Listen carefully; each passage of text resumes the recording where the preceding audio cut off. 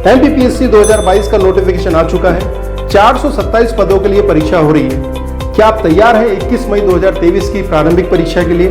आप सभी जानते हैं कि 19 जून 2022 की जो राज्य सेवा प्रारंभिक परीक्षा हुई थी उसमें 80% से अधिक प्रश्न आपको आनंद सुपरिटेंडेंट संस्थान की टेस्ट सीरीज से मिले थे। इस बार पुनः वह चमत्कार कीजिए। 80% से अधिक प्रश्नों को प्राप्त करने के लिए आप 21 मई 2023 तक तैयार करिए खुद को अगली एग्जाम के लिए। आज ही ज्वाइन कीजिए आनंद सुपरिटेंडेंट संस्थान की टेस्ट सीरीज को, जिसके साथ आपको मिलेगा एमपीपीएससी प्रारंभिक परीक्षा का संपूर्ण वीडियो कोर्स मुफ्त। प्यारे बच्चों, मैं के आनंद आप सभी का स्वागत करता हूं।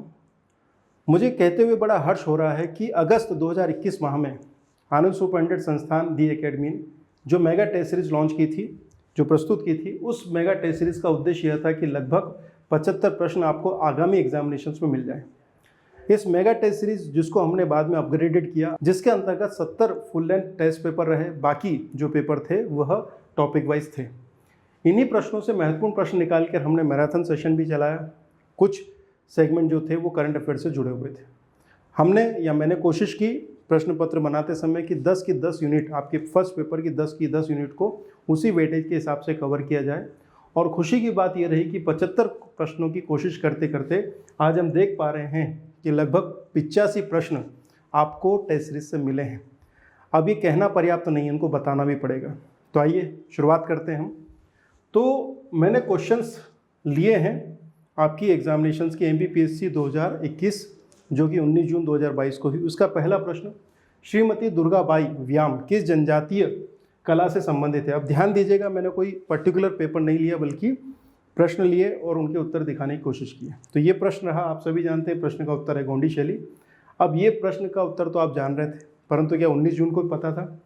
सबसे पहले मैं बताऊंगा आपको मैराथन क्लास जो कि हमारी full length test series mega test series के एक भाग के रूप में थी, 19 जून 2022 के लिए बनाई गई थी। और इसका ध्यान दीजिएगा, पेपर नंबर 53 का क्वेश्चन नंबर 2601 से लेकर 2650। मैं निवेदन करूंगा उन बच्चों से जिनके पास ये टेस्ट सीरीज़ है वो अपना ऐप खोलें, मैराथन सेगमेंट पे जाएं और वहाँ पर जाके ये क्वेश्चन नंबर चेक करें। क्या आपको ये क्वेश्चन वहाँ मिल रहा है? मध्य प्रदेश के डिंडोरी जिले के पाटनगढ़ की दुर्गाबाई को 26 जनवरी 2022 को पद्मश्री पुरस्कार दिए जाने की घोषणा की गई। दुर्गाबाई का संबंध किस क्षेत्र से है? आंसर पता है आपको? चित्रकला से, गोंडी चित्रकला से। जब मैंने इस प्रश्न का डिटेल बताया था तब कर ये पेपर की कटिंग भी रखी थी आपके सामने और मैंने बताया था कि इस सेगमेंट से एक प्रश्न आपको मिलेगा। मज़ेदार बात है कि पीएससी में एक नहीं बल्कि दो प्रश्न मिले। दुर्गाबाई से मिला और हमारे सागर के राम सहाय पांडे और दुर्गाबाई, इन दोनों पे प्रश्न आ चुका है। ये बड़ी मज़ेदार बात है जब आपको कोई बता रहा है कि पेपर में छपा हुआ है, पेपर की कटिंग दिखाई जाती है और बताया जाता है, घोषणा की जाती है कि भैया ये आएगा, और ये अगर एग्जाम में आ जाता है तो आप सही करके आते हैं। मध्य प्रदेश के डिंडोरी जिले के पाटनगढ़ की दुर्गाबाई को 26 जनवरी 2022 को पद्मश्री पुरस्कार दिया जाने की घोषणा। दुर्गाबाई का संबंध। अच्छा, एक प्रश्न में अगर आपको लिख दूं कि भैया ये छपा हुआ है, जैसे पिछली बार भूरी बाई के बारे में बताया था, इस बार भी यही बता देता हूँ। आज की क्लास में जो भी बच्चे बैठे हैं लिख के रख लो एक नाम, ठीक है? दुर्गाबाई। हाँ, कि कोई सजेशन दे रहा है मुझे कि सर हाथ पे नाम लिख लेते हैं दुर्गाबाई, जैसे पिछली बार भूरी बाई लिखा था, इस बार लिख लो दुर्गाबाई। नाम लिखना पर्याप्त नहीं है, बाकी चीज़ें भी ध्यान रखना है। कहाँ की है? डिंडोरी जिले के पाटनगढ़ की। चित्रकला के क्षेत्र में दिया गया इनको पद्मश्री पुरस्कार। बेसिक जानकारी कुछ अन्य, डिंडोरी के पाटनगढ़ की दुर्गाबाई, गोंडी चित्रकला। जी, गोंडी चित्रकला, बिल्कुल सही बात है, गोंडी चित्रकला के लिए विख्यात हैं। पद्मश्री पुरस्कार इनको दे दिया गया है। बस ये इमेज मैंने कई बार दिखाई है, ध्यान दीजिएगा इस इमेज को, एक प्रश्न आएगा इससे। ठीक, तो मैराथन सेशन में एक बार करा दिया, दोबारा आप देखना है तो आप पेपर उठाइए, MPPSC prelims targeted test series 2021 test number 50। कुल एफएलटी 70 बने थे, उसमें 50वें नंबर का जो पेपर है उसको देखना है और उसमें क्वेश्चन नंबर सेकंड को देखना है। सेकंड में भी आपको ये प्रश्न दिखाई देगा और उसकी डिटेल यहाँ पर है। डिंडोरी के पाटनगढ़ की दुर्गाबाई गोंडी चित्रकला विशेषज्ञ मानी जाती है, उसके बाद में ये डिटेल आपको देखने को मिलेगी। ये प्रश्न आपका हम लोगों ने 2 बार बताया आपको, इसकी महत्ता को देखते हुए। श्री राम सहाय पांडे किस लोक नृत्य कला से संबंधित है? आप सभी जानते हैं, उत्तर है राई। अब ये महत्व नहीं है, महत्व इस बात का है कि प्रश्न कहाँ से आया। तो फिर हम चलते हैं मैराथन क्लासेस में पेपर नंबर 52 में क्वेश्चन नंबर पे बात करें। क्वेश्चन नंबर है 2583। हमने 5000 क्वेश्चंस लिए थे, उन 5000 क्वेश्चंस में प्रश्न क्रमांक है 2583।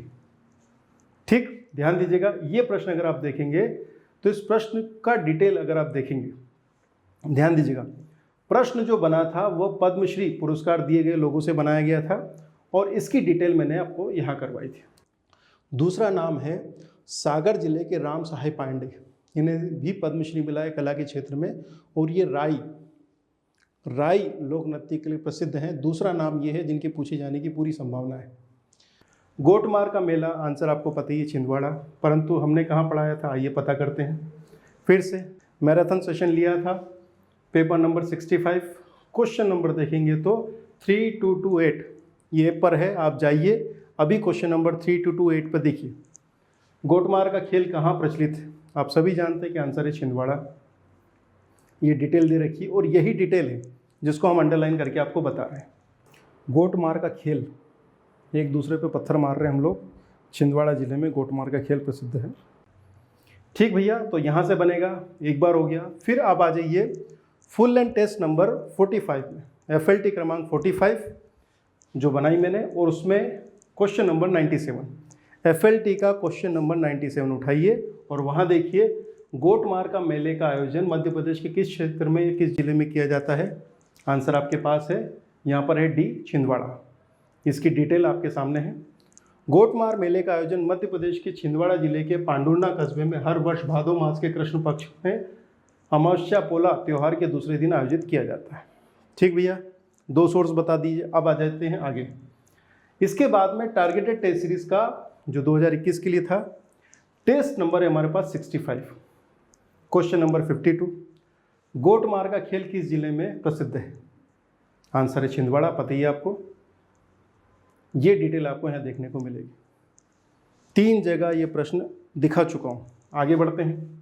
टारगेटेड टेस्ट सीरीज में आप ध्यान दीजिएगा, FLT बनाई, फुल लेंथ पेपर बनाए, इसके अलावा हमने टॉपिक वाइज बनाए। तो टॉपिक वाइज में मध्य प्रदेश के हिस्ट्री के संदर्भ में जो टेस्ट नंबर 20 हमने आपको दिया था, वो टेस्ट नंबर 20 का क्वेश्चन नंबर 96, मध्य प्रदेश का इतिहास।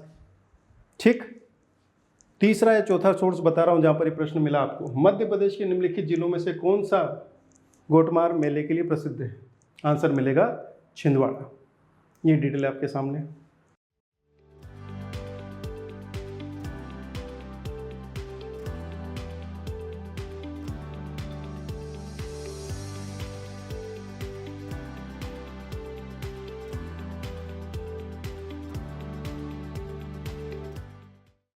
भारतीय संविधान का कौन सा अनुच्छेद अस्पृश्यता को समाप्त करता है?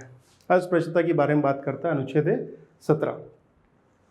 फिर से मैराथन सेशन जो हमने लिया 19 जून 2022 के लिए बनाया गया था, इसमें पेपर नंबर है 88, जिसमें क्वेश्चन नंबर जाइए 4381 पे। समता का अधिकार किन अनुच्छेदों में उल्लेखित है? प्रश्न यह था अनुच्छेद 14 से 18, और इसकी जब मैं डिटेल पढ़ा रहा था तब मैंने अनुच्छेद 17 पर चर्चा की थी। इस वीडियो के साथ में जो एक एडिशनल वीडियो अटैच किया गया है, उससे आप ये बात अपने आप साबित हो जाएगी, आप देखिएगा। इसके बाद में मैराथन सेशन में ही पेपर नंबर 90, ठीक है, क्वेश्चन नंबर 4490, इस पे अगर हम जाएंगे, इस प्रश्न को फिर से आप देखेंगे तो आपको अनुच्छेद 17 में अस्पृश्यता उन्मूलन की बात की गई है। ठीक है भाई, फिर आगे बढ़ते हैं। फिर मैराथन सेशन में पेपर नंबर 92 एक अन्य तरीके से फिर से हम बात कर रहे हैं अस्पृश्यता मिटाने की ओर प्रयास करें। आर्टिकल 70 अनुच्छेद 17 के तहत अस्पृश्यता का अंत मौलिक अधिकार है। एक पर जाइए, मैराथन सेशन खोलिए, प्रूफ आपके सामने। अगला वर्ड, फिर से मैराथन सेशन में पेपर नंबर 93 क्वेश्चन नंबर 4628, और यहाँ पर अगर आप देखेंगे तो फिर से आपको अनुच्छेद 17 के बारे में, अस्पृश्यता निषेध के बारे में चर्चा की गई। ये 4 चीज़ें ऐसी हैं जो कि आपको मैराथन सेशन से ही मिलेगी। कौन सा एक राज्य के नीति तत्वों में शामिल नहीं है? अस्पृश्यता उन्मूलन है क्या? के मौलिक अधिकार है? अनुच्छेद 17, 18 तो उपाधियों का अंत है। समता का अधिकार, राइट टू इक्वलिटी, आपको पता ही अनुच्छेद 14 से लेकर अनुच्छेद 18 तक है। अनुच्छेद 14 विधि के समक्ष समता है। अनुच्छेद 15 धर्म, मूल वंश, जाति, लिंग या जन्म स्थान के आधार पर। अनुच्छेद 16 लोक नियोजन में समानता। अनुच्छेद 17 अस्पृश्यता का अंत। 18 उपाधियों का अंत। चलिए, एक नागरिक के मूल कर्तव्य निम्नलिखित में से कौन सा कर्तव्य सम्मिलित नहीं है? अस्पृश्यता मिटाने की ओर प्रयास करें, ये तो नहीं है।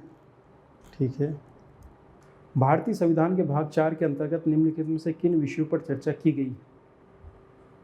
भाग 4 पता ही है आपको, डायरेक्टिव प्रिंसिपल्स है ना। मद्य निषेध की बात हो रही है, बेगार बाल का निषेध, अस्पृश्यता निषेध की बात नहीं हुई है, फैक्ट्री और कारखानों में बाल श्रम निषेध, ये भी नहीं है जी। बिल्कुल आंसर केवल एक है। इसके बाद में टॉपिक वाइज टेस्ट एमपीपीएससी के, जो मैंने आपको बताया। पॉलिटी सेशन में जब हम जाएंगे तो मूल अधिकार, नीति निर्देशक तत्व तथा मूल कर्तव्य वाला जो सेशन था, इसमें क्वेश्चन नंबर 7 पे चर्चा करेंगे। यदि अपराध अस्पृश्यता के आधार पर हो तो न्यायालय निम्नलिखित में से किसके संबंध में अपराध की उपधारणा करेगा? ठीक है भैया। अब यहाँ पर अगर आप बात करेंगे, इस प्रश्न की डिटेल जब कराई गई थी, जो इसका वीडियो अटैच किया जा रहा है, अगर आप वहाँ देखेंगे तो यहाँ पर अनुच्छेद 17 के बारे में चर्चा की गई है, अस्पृश्यता का अंत, और उसी के आधार पर आपको सिविल अधिकार संरक्षण अधिनियम 1955 पारित किया गया, ये बताया गया हमारी टीम द्वारा। अब आगे बढ़ते हैं। इसी के बाद topic wise session paper number 33, इसमें बात करें क्वेश्चन नंबर 39 की, तो यहाँ पर अनुच्छेद 17 के बारे में उल्लेख हुआ है और अनुच्छेद 17 पर चर्चा भी हुई है, अस्पृश्यता निवारण पर चर्चा हुई। ये 5 बार सोर्स बता दिया मैंने आपको। अब हम बात करेंगे एमपीपीएससी प्रीलिम्स का जो पेपर नंबर है 20, 2021 के लिए जो टेस्ट सीरीज बनाई थी, टॉपिक वाइज सेशन में इंडियन पॉलिटी जो पेपर नंबर है 20, उसका क्वेश्चन नंबर 17 अगर आप उठाएंगे तो यहाँ पर अनुच्छेद 17 के बारे में फिर से बात हुई है, और इसकी व्याख्या अगर आप देखेंगे तो यहाँ ध्यान दीजिएगा कि अनुच्छेद 17 के अंतर्गत अस्पृश्यता का अंत और उसको किसी भी रूप में आचरण निषिद्ध घोषित किया गया है। नेक्स्ट क्वेश्चन है, भारतीय संसद में शामिल है, सीधा प्रश्न है। यह प्रश्न आपको एमपीपीएससी 2021 में देखने को मिला। आइए बात करते हैं। मैराथन सेशन में सबसे पहले चलते हैं। तो अगर मैराथन सेशन में आप सबसे पहले चलेंगे तो पेपर नंबर 94 पे जब आप बात करेंगे, और 94 में क्वेश्चन नंबर 4658 पे जब आप चर्चा करेंगे तो यही प्रश्न आपको एज इट इज़ मिलेगा। भारतीय संसद के घटक हैं, यह प्रश्न दिया गया था, आंसर आपको बताया गया था राष्ट्रपति, लोकसभा और राज्यसभा। ठीक, इसकी व्याख्या भी बताई गई थी कि अनुच्छेद 59(1) के अनुसार राष्ट्रपति संसद के किसी भी सदन का सदस्य नहीं होगा। साथ ही साथ बताया गया था अनुच्छेद 79 के अनुसार संसद राष्ट्रपति और दोनों सदनों राज्यसभा और लोकसभा से मिलकर बनी होती है। अनुच्छेद 79 आपको बता रही है कि संसद का मतलब क्या है। ठीक है भैया, ये मैराथन सेशन में हमने अटेंड किया। भारतीय संसद में लोकसभा, राज्यसभा और राष्ट्रपति तीनों हैं। ठीक है, आंसर है बी। फिर आगे बढ़ते हैं। टॉपिक वाइज टेस्ट पॉलिटी के जो बने थे एमपीपीएससी में, पेपर नंबर 32 जो आपने सॉल्व किया, इस पे आ जाइए क्वेश्चन नंबर 81। फिर प्रश्न देखिएगा, भारतीय संसद में निम्नलिखित में से कौन शामिल है? एज इट इज़ प्रश्न है जो कि आयोग ने आपको पेपर में दिया है, और इसकी अगर आप डिटेल देखेंगे तो अनुच्छेद 79 की चर्चा होगी, जिसमें बताया गया कि राष्ट्रपति, लोकसभा तथा राज्यसभा से मिलकर संसद बनी होती है। आइए आगे बढ़ते हैं। अगला प्रश्न जो कि 19 जून 2022 को आपको देखने को मिला, बहुत सिंपल सा प्रश्न था कि इसरो का फुल फॉर्म क्या है। तो जैसा कि आप देख सकते हैं कि मैराथन सेशन में पेपर नंबर 52 के अंतर्गत क्वेश्चन नंबर 2561 को हमने लिया, और जब हम इसकी व्याख्या प्रस्तुत कर रहे थे तब हमने Indian Space Research Organisation ISRO के बारे में चर्चा की थी। इसरो के बारे में चर्चा करते हुए हमने इसका फुल फॉर्म भी आपके सामने प्रस्तुत किया था, जो कि प्रश्न के रूप में सामने आया है। नेक्स्ट क्वेश्चन है, जनवरी 22 माह में गगनयान हेतु इसरो ने अपने पहले इसरो प्रोपल्शन कॉम्प्लेक्स से क्रायोजेनिक इंजन का सफल परीक्षण किया। ये जो इसरो प्रोपल्शन कॉम्प्लेक्स है, ये किस राज्य में स्थित है? बहुत बढ़िया आंसर कर पा रहे हैं आप लोग। इसरो प्रोपल्शन कॉम्प्लेक्स तमिलनाडु में है। भारतीय अंतरिक्ष अनुसंधान संगठन यानी कि Indian Space Research Organisation ISRO ने इसरो प्रोपल्शन कॉम्प्लेक्स महेंद्रगिरी तमिलनाडु में स्थापित है। यहाँ पर 720 सेकंड के लिए हमारे गगनयान कार्यक्रम के लिए क्रायोजेनिक इंजन का सफलतापूर्वक परीक्षण किया है, और क्रायोजेनिक इंजन बनते ही हम बहुत ज़्यादा शक्तिशाली होने वाले हैं। बना तो लिया हमने, परीक्षणों को दूर चल रहा है। इसरो के बारे में बेसिक जानकारी। इसरो के अध्यक्ष हैं डॉक्टर एस सोमनाथ, मुख्यालय बेंगलुरु कर्नाटक, स्थापना 15 अगस्त 1569। इसके अलावा अगर आप देखेंगे पेपर नंबर 45 एमपीपीएससी प्रीलिम्स 2021 के लिए जो टेस्ट नंबर 45 है, उसको अगर आप देखेंगे तो क्वेश्चन नंबर पहला ही क्वेश्चन है। ठीक, ये प्रश्न बेसिकली गगनयान के संदर्भ में था, और जब हम इसकी डिटेल देख रहे थे तब हमने इसरो के बारे में बात की थी, Indian Space Research Organisation ISRO, इसके मुख्यालय के बारे में बात की थी, इसकी स्थापना के बारे में बात की थी। और अगर आप इतना पढ़ रहे थे तो इस प्रश्न का आंसर बनेगा आपसे। इसी तरह से पेपर नंबर 48 पे बात करें, और 48 में क्वेश्चन नंबर 99, इसरो की मास्टर नियंत्रक सुविधा, इस पर प्रश्न फ्रेम किया गया था। इसकी डिटेलिंग पे जब हम गए तो हमने इसरो के बारे में चर्चा की पूरी तरह से। यहाँ ये वो सोर्स था जहाँ से आप इसरो को पुनः देख सकते थे।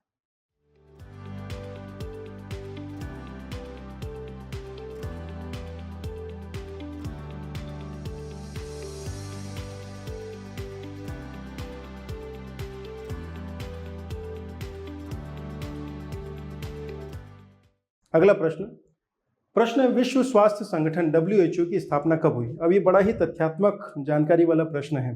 बहुत सारे बच्चे गलत और सही दोनों करके आए, जो अच्छे से कर पाए बहुत अच्छी बात है। अब मेरा दायित्व है कि मैं आपको बताऊं कि ये प्रश्न कहाँ था। मैराथन सेशन आप में से बहुत सारे बच्चों ने अटेंड किया, फायदा मिला होगा होपफुली। पेपर नंबर 59 और 59 का क्वेश्चन नंबर 2937। ठीक, मार्च 2022 की किस तिथि को विश्व स्वास्थ्य संगठन द्वारा विश्व श्रवण दिवस मनाया गया। ये प्रश्न फ्रेम किया था। प्रश्न का उत्तर भी बताया गया 3 मार्च को, ये पता ही आपको। और जब ये डिटेल में कर रहा था तब मैंने आपको बताया था कि इसकी स्थापना 7 अप्रैल 1948 को ही इसका मुख्यालय जेनेवा स्विट्जरलैंड में है, और इसके महानिदेशक उस समय डॉक्टर टेड्रोस एडनोम घेब्रेयेसस थे। मार्च 22 माह की किस तिथि को विश्व स्वास्थ्य संगठन द्वारा विश्व श्रवण दिवस, हाँ जी आंसर है 3 मार्च को विश्व श्रवण दिवस मनाया गया, वर्ल्ड हेयरिंग डे। WHO के बारे में 7 अप्रैल 1948 की स्थापना है, जेनेवा स्विट्जरलैंड में इनका मुख्यालय है, और डॉक्टर टेड्रोस अधनोम घेब्रेयेसस ये इनके प्रमुख हैं। ये ध्यान दीजिएगा, आ सकता है, बहुत अच्छी बात है। इसी तरह से टॉपिक वाइज टेस्ट नंबर जब बात करते हैं 44 की, तो यहाँ पर अगर आप देखेंगे सीधा प्रश्न है आपके सामने, सीधा WHO की स्थापना कब हुई। 4 ऑप्शन दिए गए, और इन ऑप्शंस की डिटेल अगर आप देखेंगे तो इसका उत्तर लिखा हुआ है WHO की स्थापना 7 अप्रैल 1948 को हुई। सीधा का सीधा प्रश्न बनाया जो कि आ सकता है। नेक्स्ट क्वेश्चन की तरफ आगे बढ़ते हैं। अगला प्रश्न जो कि आपको देखने को मिला वो था सरोगेसी सागर कहाँ स्थित है। अब ये प्रश्न आज आपको इसका उत्तर पता है, उत्तरी अटलांटिक महासागर। ठीक है, बढ़िया भाई। अब ये प्रश्न हमने कहाँ दिया था, ये इस प्रश्न का उत्तर आप कहाँ से ढूंढ सकते थे हमारी टेस्ट सीरीज से। तो मैराथन सेशन में पेपर नंबर 34 का क्वेश्चन नंबर 1698, जब हम 1698 की डिटेल कर रहे थे आपके सामने, तब सरोगेसी सागर के बारे में बताया गया था, और सरोगेसी सागर के बारे में बताया था कि यह जो है यह उत्तरी अटलांटिक महासागर में स्थित है। इसकी अक्षांशरीय और देशांतरीय स्थितियां भी बताई गई थी। अटलांटिक महासागर का ही भाग है ये जहाँ पर सार्गो। ठीक है, अगला प्रमाण टॉपिक वाइज टेस्ट नंबर 21 भूगोल के बारे में बनाया गया था, ये जो आपने सॉल्व किया। ध्यान दीजिएगा, फिर से पेपर नंबर है 21, चेक करिए अभी। और इसका क्वेश्चन नंबर 25, सरोगेसी समुद्र निम्नलिखित में से किस महासागर से संबद्ध है। सीधा सीधा प्रश्न है, ठीक है। और यहां पर अगर आप देखेंगे तो आंसर मिलेगा आपको अटलांटिक महासागर। ठीक है, इसके बारे में डिटेल बताई गई थी कि सरोगेसी सागर को सरोगेसी सागर क्यों कहते हैं। जो शैवाल है यहाँ पर उसके कारण ये था। आइए अब अगले प्रश्न की तरफ आगे बढ़ते हैं। प्रश्न है कि कैटलिन नोवाक किस देश की पहली महिला राष्ट्रपति बनी। इस प्रश्न का उत्तर आज तो आपको पता है, करंट अफेयर्स से संबंधित प्रश्न था। करंट अफेयर्स में, FLT में तथा मैराथन सेशन में, तीनों ही जगह हमने इस प्रश्न को रखा था। सबसे पहले हम देखते हैं मैराथन सेशन। तो मैराथन में पेपर नंबर 59, पेपर नंबर 59 के क्वेश्चन नंबर 2923 चेक करिए अभी। मार्च 2022 माह में कैटलिन नोवाक को कहाँ का राष्ट्रपति चुना गया, ये प्रश्न था। आंसर दे रखा है हंगरी। ठीक है, और चित्र भी बताया गया था। केटलिन नोवाक हंगरी की पहली महिला राष्ट्रपति बनी। मार्च 22 माह में केटलिन नोवाक को कहाँ का राष्ट्रपति चुना गया?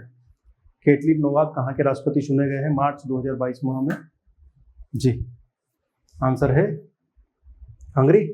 ठीक है, केटलिन नोवाक को मार्च 2022 में हंगरी की राष्ट्रपति चुना गया है।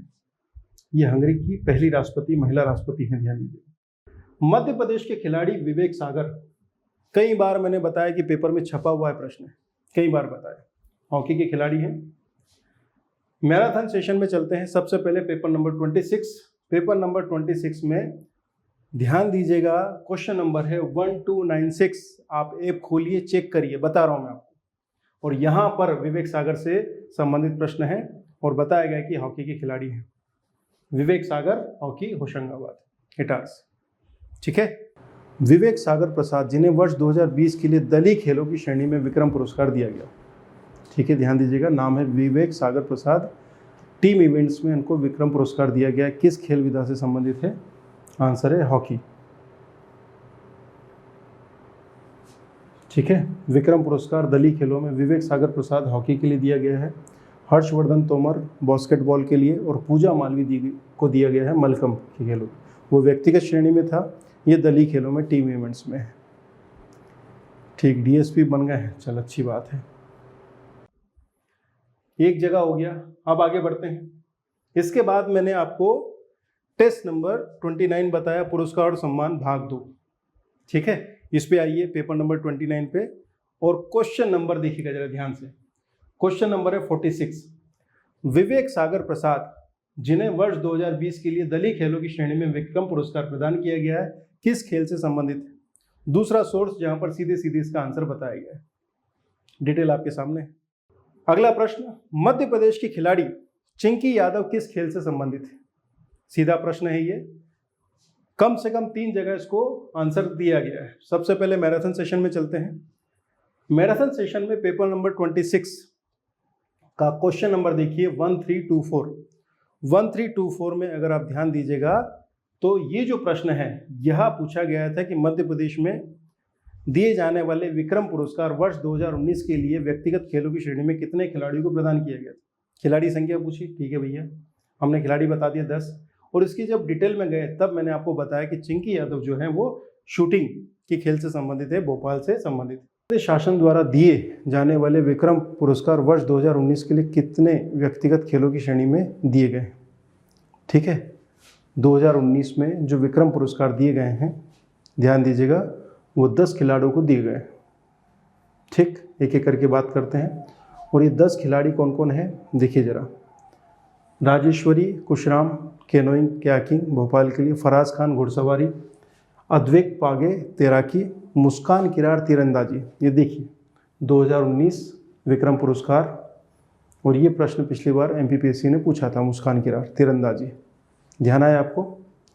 जय मीणा सॉफ्ट टेनिस, चिंकी यादव जो है वो शूटिंग के है, पूजा पारखे सॉफ्टबॉल के लिए है, करिश्मा यादव हॉकी, जानकी बाई जूडो दिव्यांग श्रेणी और चंद्रकांत हडे। चिंकी यादव जिन्हें वर्ष 2019 के लिए विक्रम पुरस्कार दिया गया, किस खेल विधा से संबंधित हैं? चिंकी यादव के बारे में बात करें तो आंसर मिलेगा शूटिंग के लिए। चिंकी यादव शूटिंग के लिए हैं।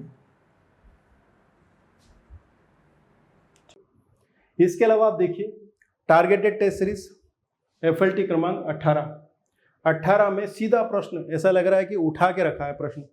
अब किसने कहां से उठाया ये नहीं पता मुझे, क्योंकि ये तो हम पहले ही सॉल्व कर चुके हैं। चिंकी यादव का संबंध किस खेल से है भाई? ठीक है, क्लियर है आंसर आपको? जी हाँ, चिंकी यादव के बारे में डिटेल, पिस्टल निशानेबाजी। मैराथन सेशन में ही देख लीजिए। चिंकी यादव जिन्हें 2019 के लिए विक्रम पुरस्कार प्रदान किया गया था, किस खेल से संबंधित है? अब ये मैराथन सेशन में पेपर नंबर कौन सा है? 27 पढ़ाया आपको, क्वेश्चन नंबर 1330। ठीक है, आंसर भी पता है आपको और ये इमेज भी बताई थी मैंने आपको। विक्रम पुरस्कार 2019 के लिए चिंकी यादव भोपाल से हैं और निशानेबाजी पिस्टल।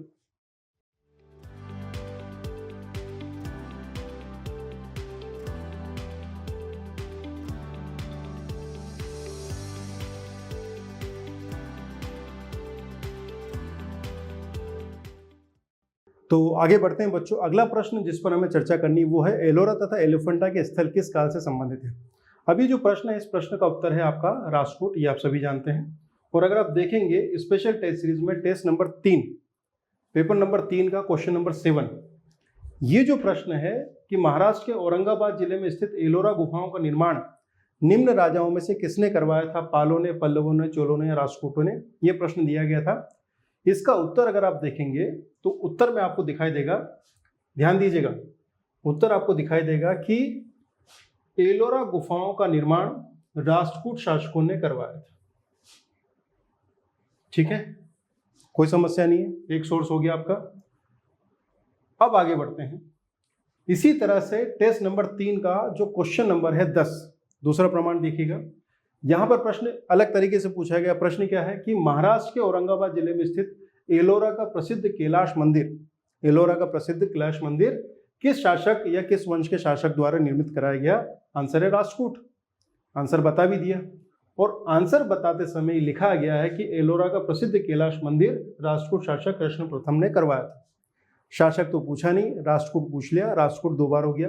महाराष्ट्र के औरंगाबाद जिले में स्थित प्रसिद्ध एलोरा गुफाओं का निर्माण किस राजवंश के शासकों ने करवाया था। आंसर क्या है, राष्ट्रकूट।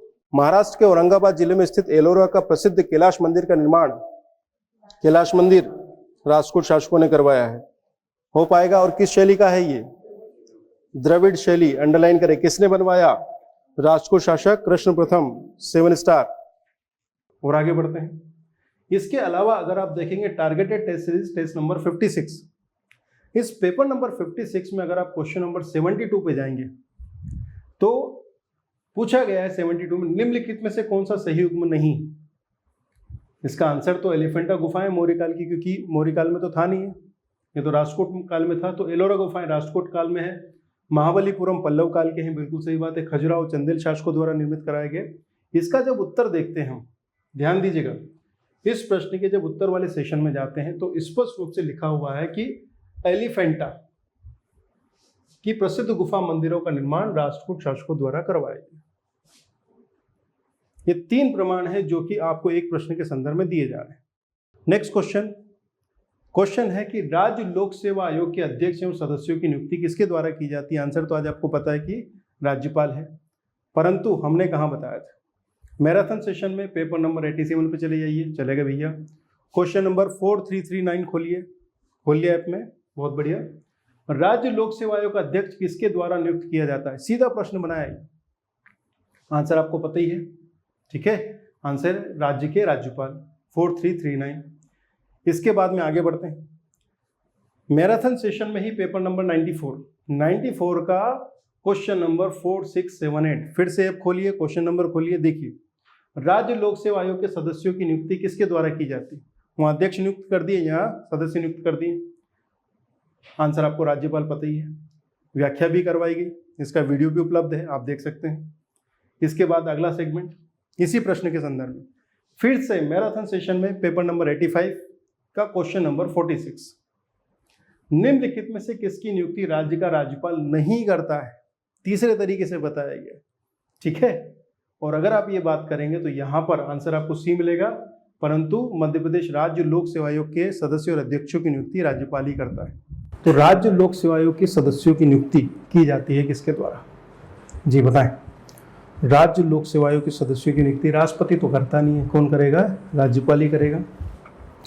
316(1) के अनुसार राज्य लोक सेवा का अध्यक्ष किसके द्वारा नियुक्त किया जाता है।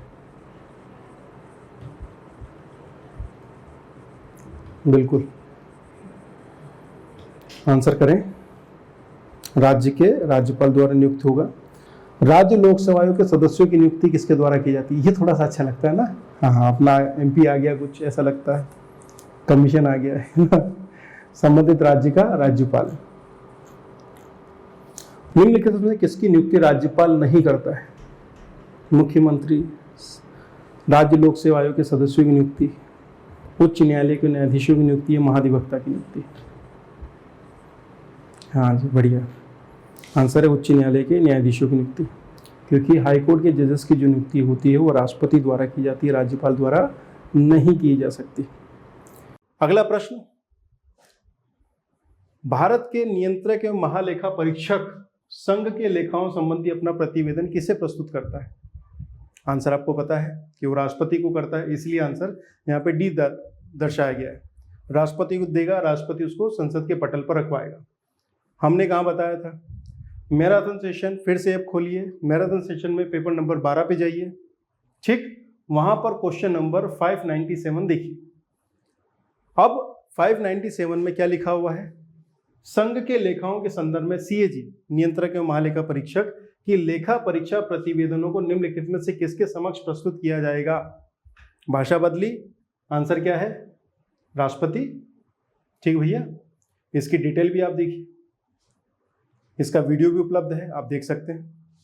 नेक्स्ट प्रमाण, मैराथन सेशन में पेपर नंबर 100 लास्ट आखिरी प्रश्न पत्र था जो रात को 2 बजे सॉल्व कराया था मैंने, जिन्होंने अटेंड किया उनको पता है, ठीक। इसका क्वेश्चन नंबर 4964, खड़े खड़े थक गया तो बैठ के पढ़ा रहा था, वहां पर ये प्रश्न आपको देखने को मिलेगा और इसका आंसर आपको पता है, राष्ट्रपति। भारत के नियंत्रक एवं लेखा परीक्षक लेखा जोखा संबंधी अपनी रिपोर्ट राष्ट्रपति को प्रस्तुत करता है। संघ के लेखा परीक्षा प्रतिवेदनों को निम्नलिखित में किसके समक्ष प्रस्तुत किया जाता है? हाँ जी, अकाउंट की लेखा परीक्षा, सीधी सी बात है जी, आंसर है राष्ट्रपति। सीएजी जो है वो राष्ट्रपति के सामने, लोकसभा अध्यक्ष नहीं है, ये है राष्ट्रपति, इसको ठीक कराइए। आंसर है ए। संघ के लेखाओं के संदर्भ में सीएजी की लेखा परीक्षा प्रतिवेदनों को राष्ट्रपति के समक्ष प्रस्तुत किया जाता है, ठीक है, और राष्ट्रपति क्या करता है? इसको संसद के समक्ष रखवाता है। तो सीएजी के लिए, सीएजी कहाँ पर अपने लेखा, ये सीएजी लिखा होना चाहिए यहाँ पर, ये राष्ट्रपति के समक्ष प्रतिवेदन प्रस्तुत करवाएगा, है ना, गलती से ये यहाँ हाईलाइटेड हो गया है। भारत के नियंत्रक महालेखा परीक्षक लेखा जोखा संबंधी अपनी रिपोर्ट किसको प्रस्तुत करता है? कहाँ प्रस्तुत करता है? राष्ट्रपति को देता है कि सीधे केंद्र सरकार को भेज देगा? क्या करेगा? राष्ट्रपति को देगा। राष्ट्रपति क्या करेगा? उसको सदन में रखवाएगा।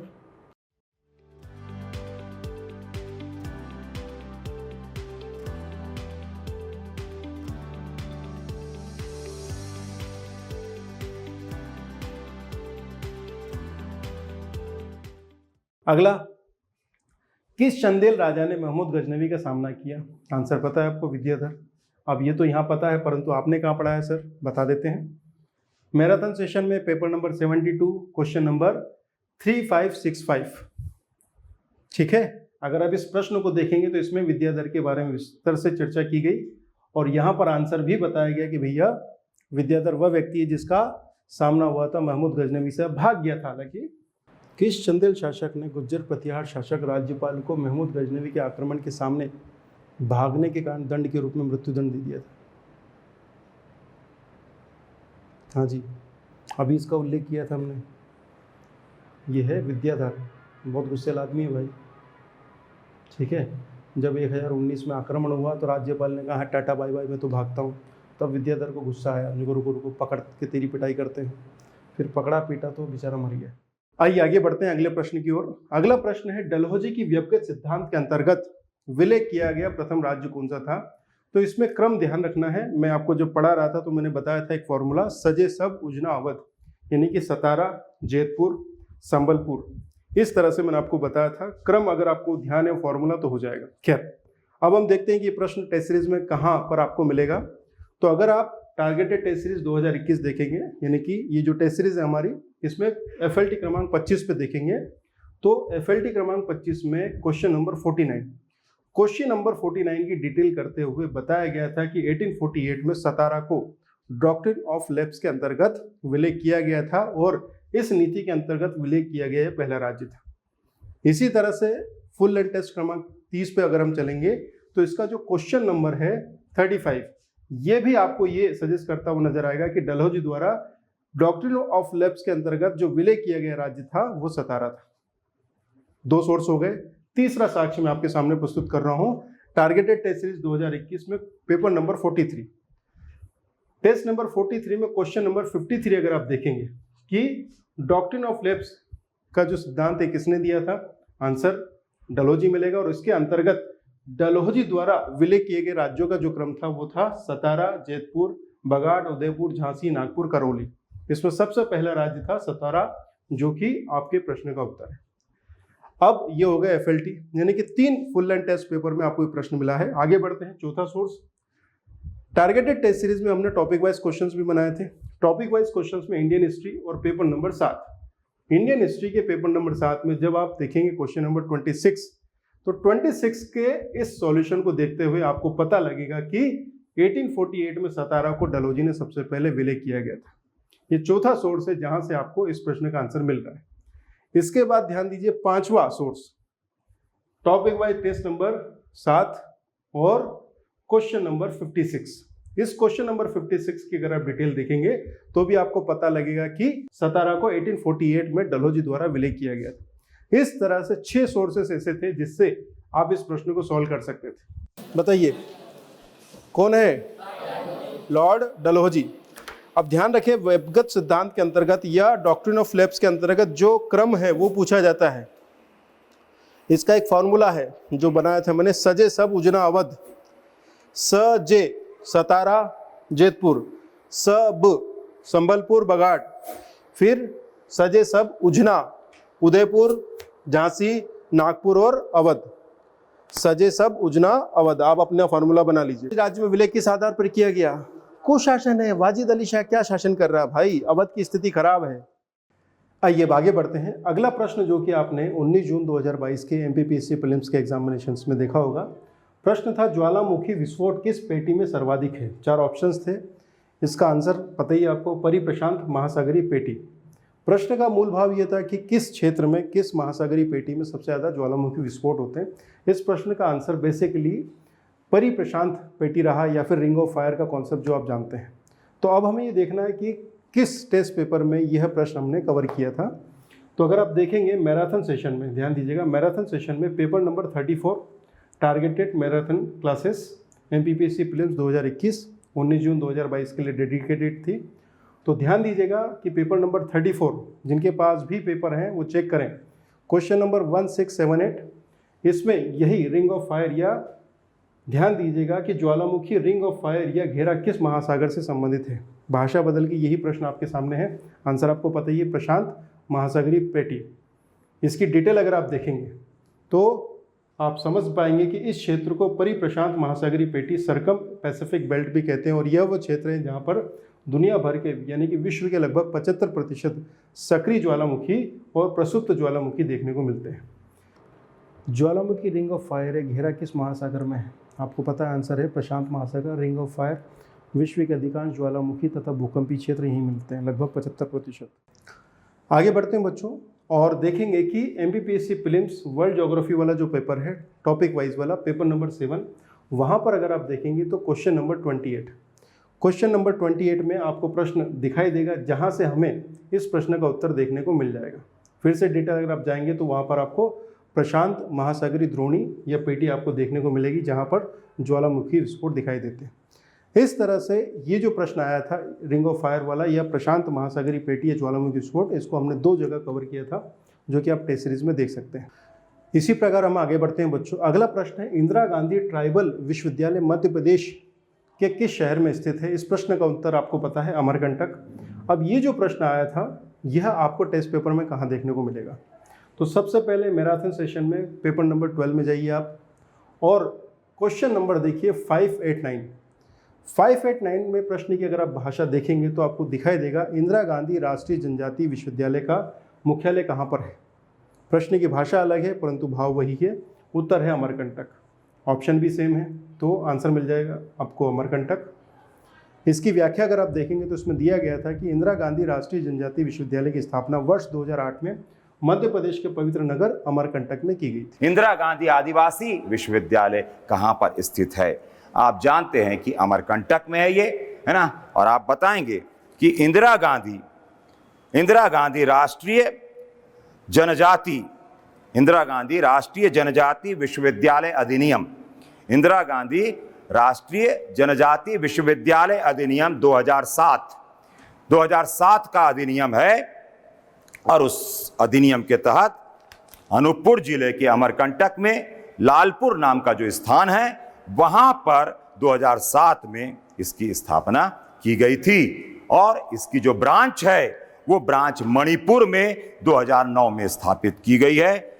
9 सितंबर 2009 को इसकी ब्रांच मणिपुर में भी स्थापित हो चुकी है। इंदिरा गांधी राष्ट्रीय जनजातीय विश्वविद्यालय का मुख्यालय कहाँ पर है?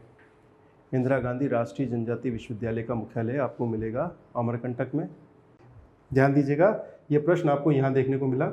इसके बाद जो 240 टेस्ट पेपर बनाए थे उसमें टॉपिक वाइज पेपर में अगर हम जाते हैं तो मध्य प्रदेश राज्य की अर्थव्यवस्था में पेपर नंबर 2 या पेपर नंबर 30, अगर आप दोनों को देखेंगे तो यहाँ पर आपको क्वेश्चन नंबर देखना है 70 में क्या मिला हुआ है? इंदिरा गांधी आदिवासी विश्वविद्यालय कहाँ स्थित है? भाषा फिर अलग है, प्रश्न का मूल भाव वही है, आंसर सेम है, उत्तर है अमरकंटक। और इस प्रश्न की व्याख्या अगर आप देखेंगे तो आप देखेंगे कि इंदिरा गांधी आदिवासी विश्वविद्यालय मध्य प्रदेश के अमरकंटक में स्थित है। आगे बढ़ते हैं। अब मैं तीसरा सोर्स बता रहा हूँ आपको, MPPSC prelims targeted test series 2021 test number 7, FLT क्रमांक 7 और इसमें प्रश्न क्रमांक 25 में अगर आप देखेंगे तो ये प्रश्न आपको पूरा का पूरा वही दिखाई देगा, आंसर आपका अमरकंटक। तो ये 3 जगह मैंने इस प्रश्न का सोर्स आपको बताया हमारी टेस्ट सीरीज से।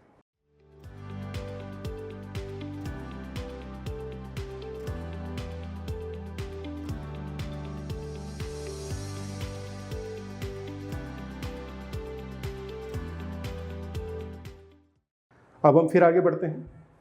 अगला प्रश्न है, तुर्रा कलगी नोकलाटी किस क्षेत्र में प्रसिद्ध है? हालांकि आयोग ने आंसर दिया मालवा, प्रोविजनल आंसर की में, आंसर आपको पता है कि उत्तर है निमाड़, और हमारे संस्थान की तरफ से इस प्रश्न का उत्तर निमाड़ ही बताया गया। ठीक है, अब ये कहाँ कहाँ मिलेगा आपको? सबसे पहले हम चलते हैं मध्य प्रदेश की संस्कृति, paper number 12, topic wise paper है ये। इसमें क्वेश्चन नंबर देखिए आप 71। टेस्ट पेपर खोलिए, हमारे ऐप खोलिए और ऐप में यहाँ जाइए पेपर नंबर 12 पे और क्वेश्चन नंबर 71 देखिए। निम्नलिखित में से प्रतिस्पर्धात्मक शैली का गायन किस शैली में होता है? आंसर आपको मिलेगा कलगी तुर्रा, और अगर आप इसकी डिटेल देखेंगे तो आप बताएंगे कि निमाड़ अंचल में कलगी तुर्रा होता है। कलगी और तुर्रा 2 अखाड़े हैं। इसी तरह से FLT targeted test series 2021 paper number 66 देखिए जरा खोल के आप। पेपर नंबर 66 में क्वेश्चन नंबर 69, कलगी तुर्रा लोक गायन मध्य प्रदेश के किस क्षेत्र में प्रचलित है? बिल्कुल एज इट इज़ आपको आंसर मिलेगा। मालवा और निमाड़ दोनों आंसर दे रखे हैं, ऐसा लगता है कि MPPSC के ऑप्शन ही लिए हैं। आंसर आपको निमाड़ लगाया गया। मैंने आपको बताया कि हम इसका आंसर निमाड़ मान के चल रहे हैं और यही हमने डिटेल किया है। कलगी तुर्रा लोक गायन मध्य प्रदेश के संपूर्ण निमाड़ में प्रचलित है। उसके बाद मैप डाला गया था, किस अवसर पर किया जाता है, गायन शैली किस प्रकार की है, ये भी बताया गया था। इसी तरह से FLT number 15 targeted test series 2021 full length test क्रमांक 15 और उसका जो क्वेश्चन नंबर है 87, कलगी तुर्रा कहाँ का लोक गायन है? आंसर है निमाड़। यहाँ पर भी ऑप्शन में मालवा है परंतु आंसर क्या है? निमाड़, जो हमने बताया था। डिटेल आप देखेंगे तो आपको फिर से ये देखने को मिल जाएगा। ये 3 सोर्स मैंने आपको बता दिए जहाँ से ये प्रश्न आपको मिला है। अगले प्रश्न की तरफ चलते हैं। प्रश्न है, निम्नलिखित में से किस चट्टान में कोयला एवं पेट्रोलियम पाया जाता है? इस प्रश्न का उत्तर है परतदार या अवसादी चट्टानें। ठीक है, ये आंसर आपको पता ही है। अब ये हमारे टेस्ट पेपर में कहाँ देखने को मिलेगा? प्रमाण क्रमांक 1, FLT क्रमांक 22, 22 नंबर पेपर में क्वेश्चन नंबर 22। भाषा क्या है? कोयला एक उदाहरण है। ध्यान दीजिएगा, प्रश्न क्या पूछा है कि कोयला एवं पेट्रोलियम कहाँ पाया जाता है। ध्यान दीजिए किस प्रकार की चट्टानों में। ये जो प्रश्न है ये किस प्रकार से फ्रेम किया गया? कोयला कहाँ बनता है? आंसर आपको पता ही, परतदार चट्टान। अगर आप इस प्रश्न की उत्तर डिटेल देखेंगे तो आप देखेंगे कि अवसादी या परतदार चट्टानों में कोयला, स्लेट, संगमरमर, नमक, पेट्रोलियम। तो यहाँ पर पूछा क्या था? कोयला और पेट्रोलियम।